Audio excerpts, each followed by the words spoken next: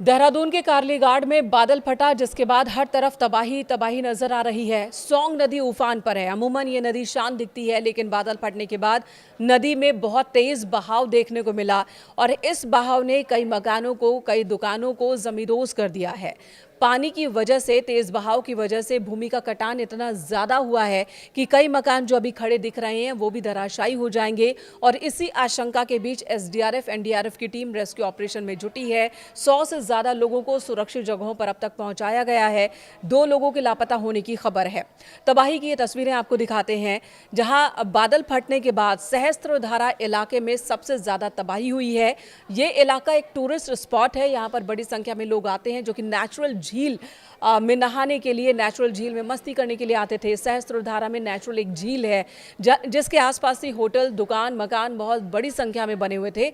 लेकिन यहाँ भारी तबाही मची है। अब यहाँ मलबा ही मलबा है। जहाँ पर सैलानियों की किलकिलाहट गूंजती थी, जहाँ पर सैलानियों की चहलकदमी होती थी, वहाँ पर अब उस तस्वीर को हासिल करने में एक लंबा वक्त लग जाएगा। जहाँ पर सैलानियों की मौजूदगी होती थी, वहाँ अब तबाही के निशान नजर आ रहे हैं।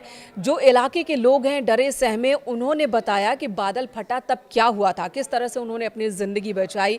लोग अपने परिवार के साथ जद्दोजहद करते नजर आए, किसी तरह से उन्होंने खुद को बचाया, लेकिन बहुत ज्यादा नुकसान यहाँ आसपास के इलाके में हुआ है। वहीं मौसम विज्ञान केंद्र की ओर से चेतावनी जारी की गई है। आज भी चमोली, देहरादून और आसपास के जिलों में येलो अलर्ट जारी किया गया है।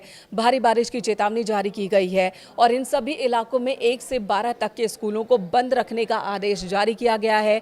लोगों से भी अपील की गई है कि वो सतर्क रहें, जरूरत पड़ने पर ही घरों से बाहर निकले।